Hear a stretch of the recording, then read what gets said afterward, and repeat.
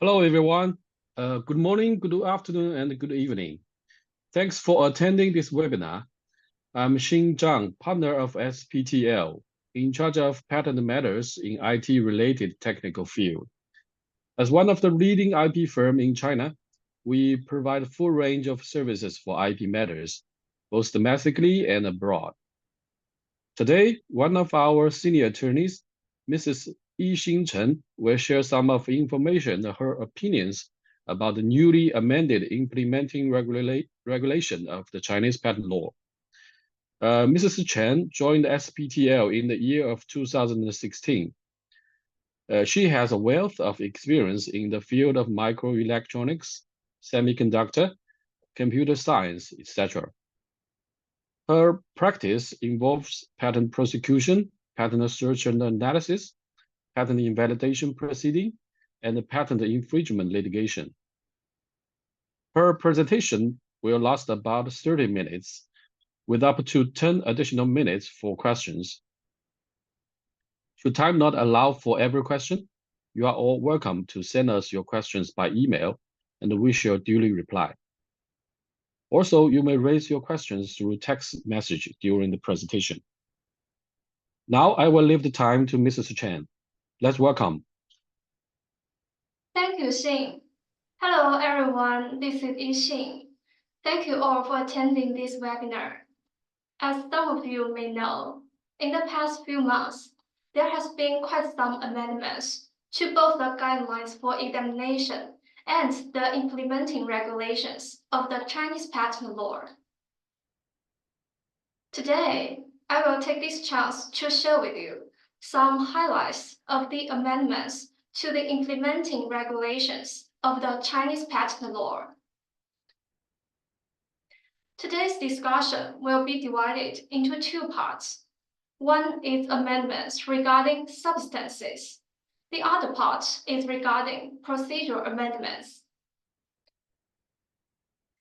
In this part, we are focusing on three topics related to amendments to substances. The first topic is designs. The second one is utility models. The third one is incorporation by reference. Let's take a look at partial designs in design applications. As you know, partial designs are already eligible for patent rights in China. When submitting the application documents, applicants should pay attention to the two aspects. First, we need drawings for the entire product. Second, we have to clearly specify the scope of protection. For example, with dotted lines and solid lines. Some of you may be wondering how to specify the scope of protection with dotted lines and solid lines. Here's an example provided by the Patent Office. On this slide, this is the cup, and the cup handle is to be protected in the manner of dotted lines combined with solid lines. As you can see, the handle is indicated by solid lines, and the rest is indicated by dotted lines. It means the handle indicated by solid lines is to be protected. In this way, it is not required to make a description in the brief explanation about the protected part. In addition to expressions with dotted lines and solid lines, we can also specify the scope of protection by other means. What is other means? Here's another example. This is a chair, and its side frame is to be protected. In this example, the protected part is specified through color coding. As you can see, the side frame is coated with color gray, and it corresponds to the protected part. The rest is coated with color pink, and it corresponds to the unprotected part. In this way, we need to further describe in the brief explanation to indicate that the gray part is to be protected, while the pink part is not. These slides are only examples of describing the partial designs. We can provide you with more suggestions when it comes to a specific partial design application. After introducing the partial designs, another change for Chinese local design applications relates to domestic priority rights. Before the amendment, applicants cannot claim the right of domestic priority for a design application. But now, based on an earlier Chinese design application, applicants may file a new design application for the same subject matter, claiming that priority rights. However, the earlier Chinese design application will be deemed to be withdrawn. With such amendments, apart from filing a new design application, applicants can also use this opportunity to switch between a design application and a partial design application. For an earlier invention or utility model application, applicants may file a design application for the same subject matter shown in the drawings, and the earlier invention or utility model application will still stay active. Next on our discussion is utility models. As we know from recent statistics, the grant rate of invention in the past few years is increasing, while the grant rate of utility models is continuously decreasing. This shows utility models is undergoing more strict preliminary examination.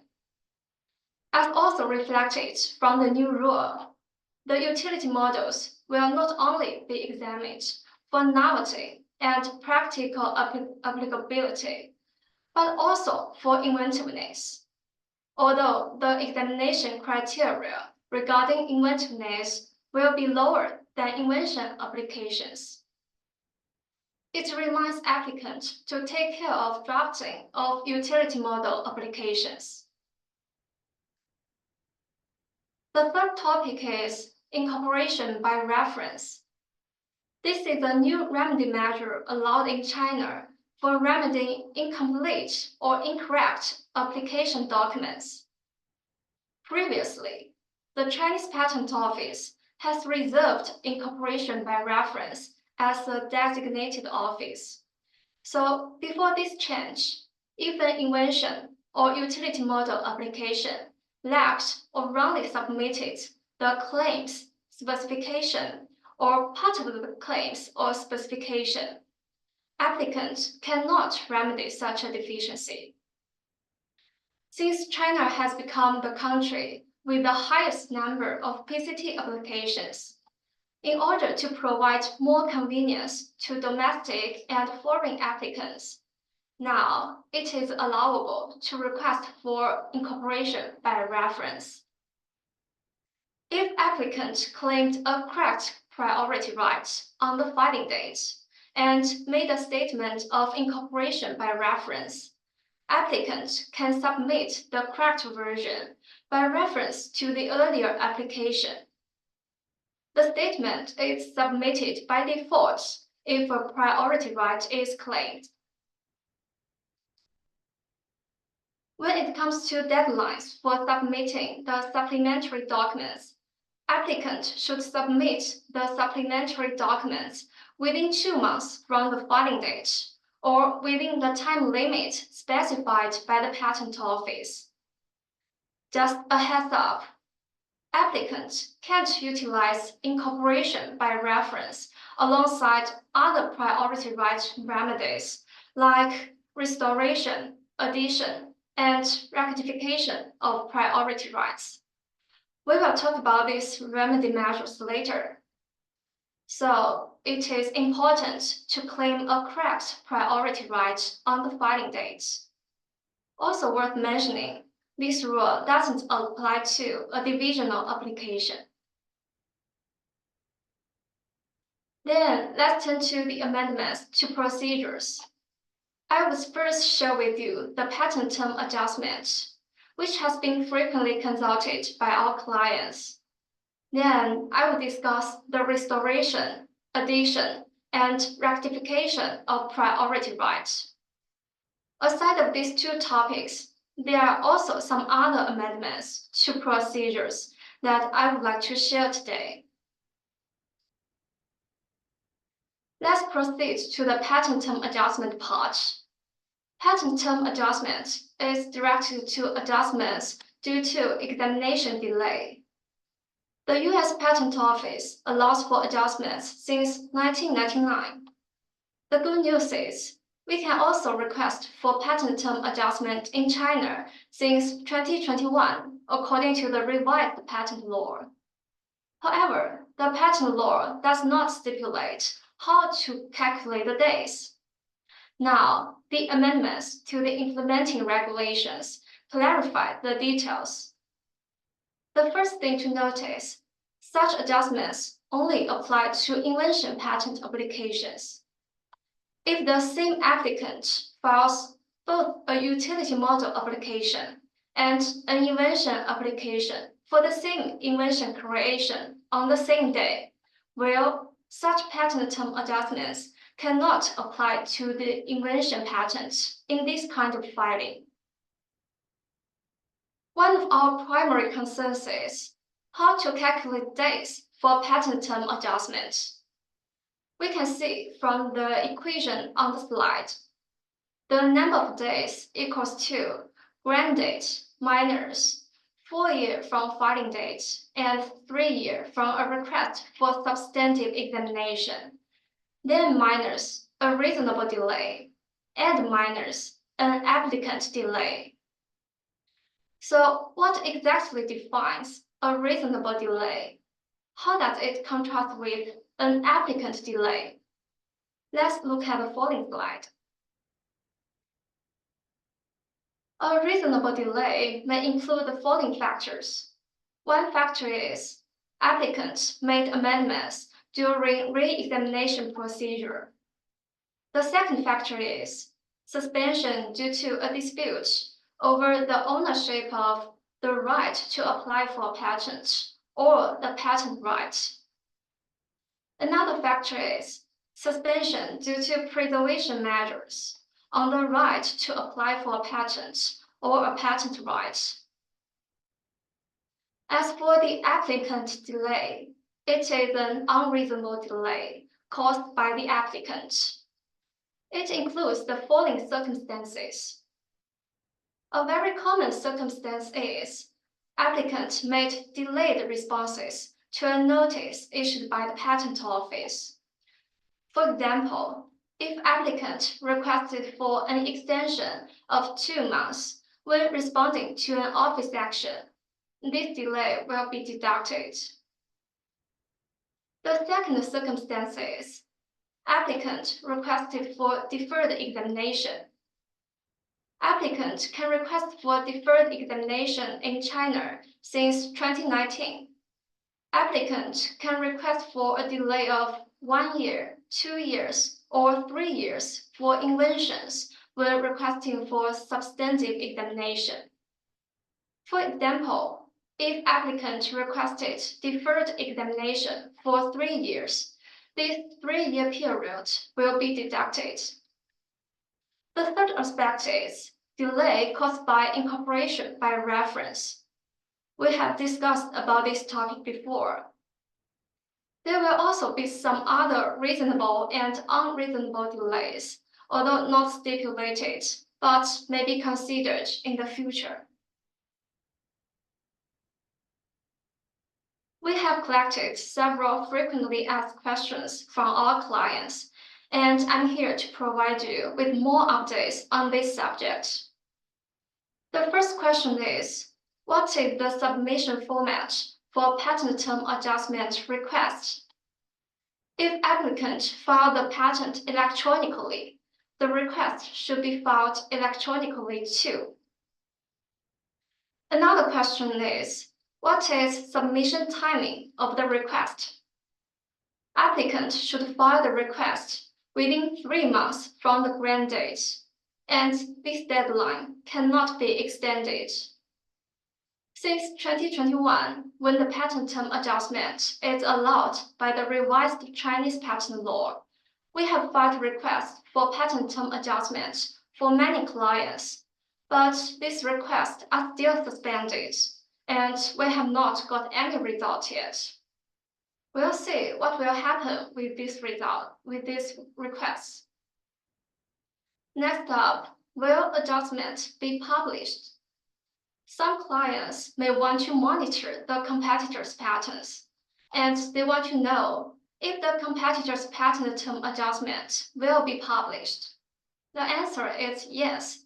The related information will be published in the Patent Gazette, and we can search the patent term adjustment for a specific application on the website of the Patent Office. Okay, now let's move on to the topic of priority rights. Let's begin with restoration of priority rights. As we mentioned before, similar to the request for incorporation by reference, back in the day, the Chinese Patent Office had reserved the restoration of priority rights as a designated office. But now it is allowable to request for restoration of priority rights in China. Rule 36 stipulates several conditions for the restoration. The basic condition is applicant claimed a priority right at time of filing, but the application was filed after 12 months from the priority date. But remember, this request is only eligible for invention and utility model applications. Restoration is not eligible for design applications. This rule also reminds applicants to make a request on justifiable grounds, but according to our practice, the requirement for justifiable grounds is not that strict. We may consider it as being unintentional. Let's turn to two different rules for an application. The first case is the Paris Convention route. Applicant can have 2 months from the priority claiming deadline to restore a priority right, which is 14 months from the priority date. The other one is PCT route. There are 2 scenarios. In the first scenario, if the international filing date is within 2 months from the priority claiming deadline, and the request for restoring priority rights is approved by the receiving office during the international phase, a request for restoring priority rights is deemed to be filed in China. In the second scenario, if during the international phase, the request was not filed or not approved by the receiving office, applicant can still file a request for restoring priority rights within 2 months from entry of the national phase. Through these slides, we now have a basic understanding of how to request for restoration of priority rights. This brings us to the next point, addition and rectification of priority rights. Previously, applicant cannot add priority rights or rectify priority rights if all the items of bibliographic data are incorrect for the priority rights. Now, if applicant filed an application and claimed at least one priority right, applicant can utilize Rule 37 to add or rectify priority rights. Similar to the restoration request, a request for adding or rectifying priority rights is ineligible for design applications and should be filed on justifiable grounds. There is one thing we should notice. It is not allowed to utilize several remedy measures for the same application. For example, if you are going for restoration, you cannot ask for addition or rectification of priority rights at the same time. When it comes to timing, we should file the request within 16 months from the priority date or within 4 months from the filing date. Now, let's run through some scenarios for restoration, addition, and rectification of priority rights. The first scenario is an application was filed within 12 months from the priority date. Let's look at the upper branch. If applicant didn't claim any priority rights, it means neither restoration nor addition or rectification can be applied to this application. But there is a way out.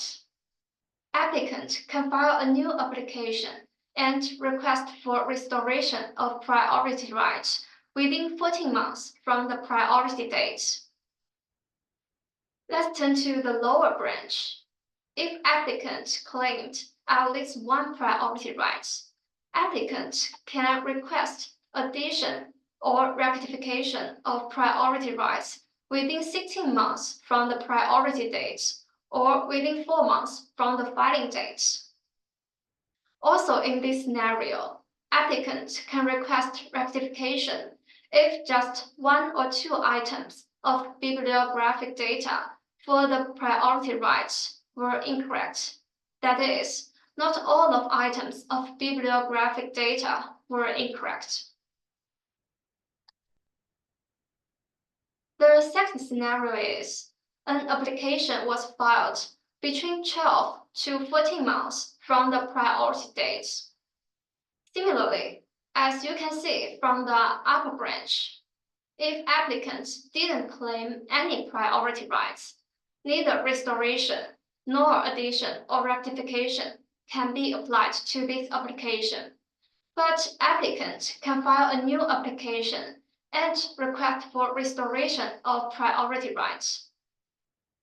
In the lower branch, if applicant claimed at least one priority right, applicant can request restoration of priority rights within 14 months from the priority date, but cannot request addition or rectification of priority rights at the same time. One notice is, if an application was filed after 14 months from the priority date, whether or not a priority right was claimed, restoration, addition, or rectification for priority rights cannot be filed. Let's move on to some other procedural amendments that are also important. The first point is foreign filing license. If applicant wants to file a patent application in a foreign country for an invention or utility model made in China, applicant should make a request for a foreign filing license issued by the Chinese Patent Office. This rule can even be applied for invalidation. Several patents have already been invalidated in China due to a lack of foreign filing license before filing overseas. So don't forget to get a foreign filing license when the invention is made in China but intended to be filed outside China. The amendment of implementing regulations clarifies specific time periods for the Patent Office to issue the foreign filing license. Normally, the foreign filing license will be issued in 2 months, although in some special cases, the foreign filing license will be issued in 4 months.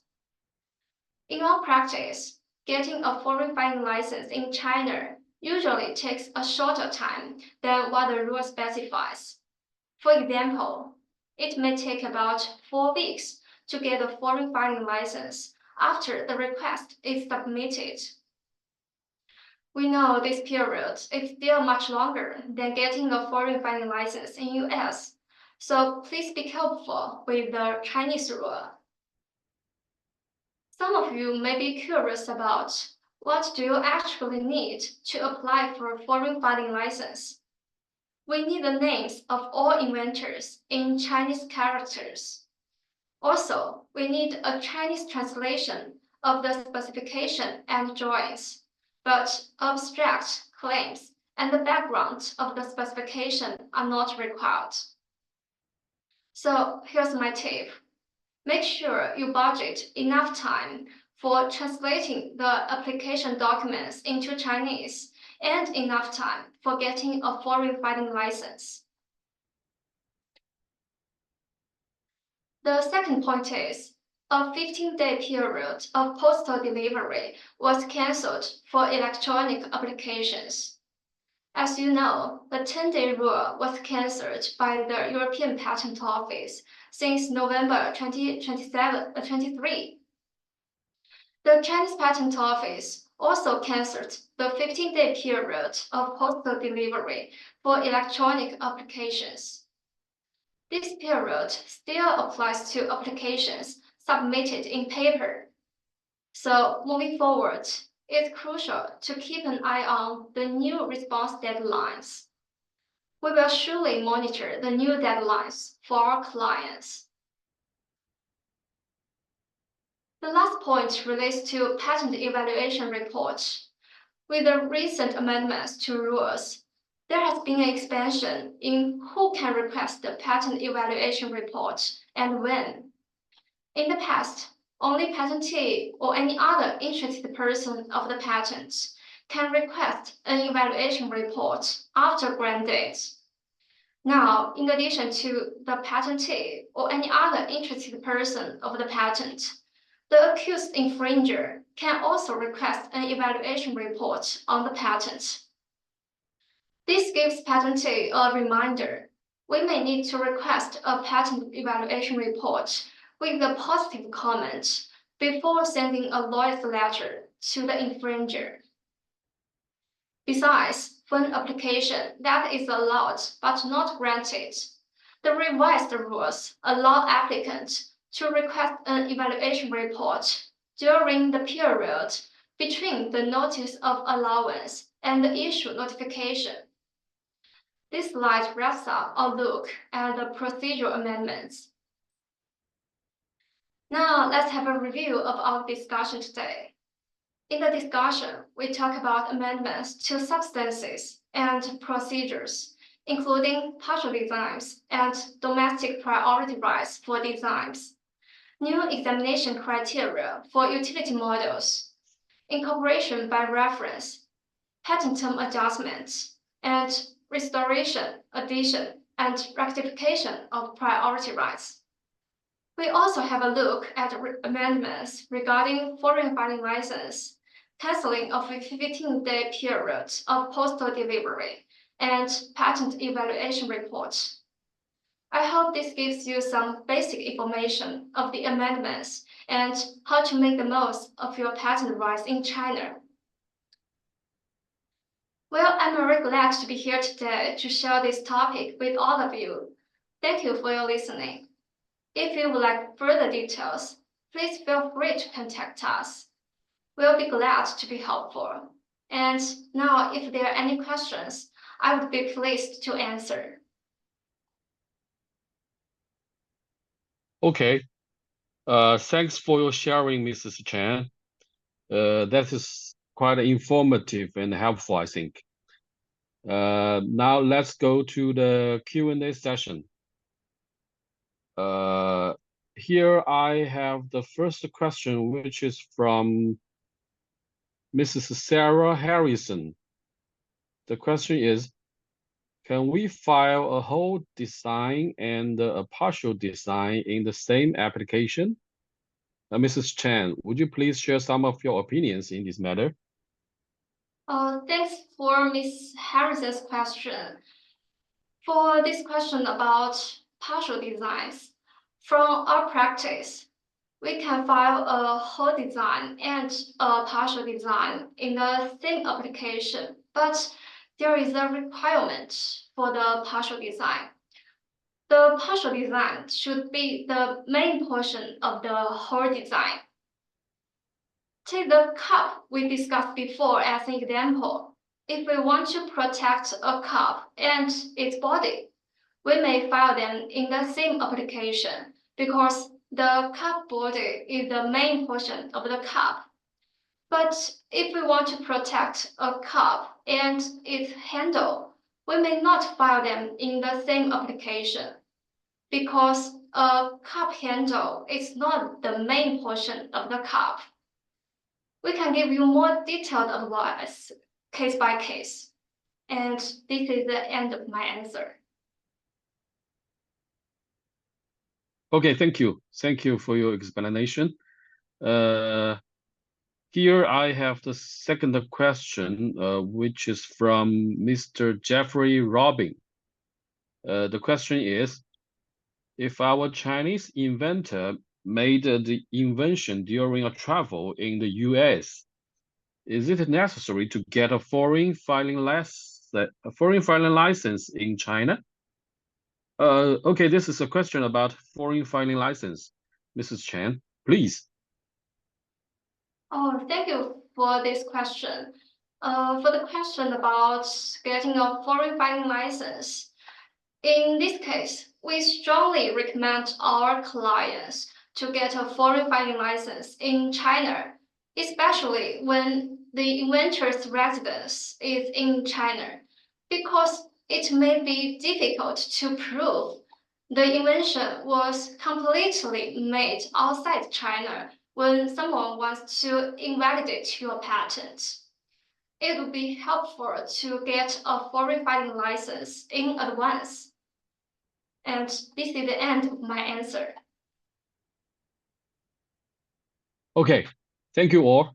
I think it's already enough for Q&A session, and it's almost time to conclude today's webinar.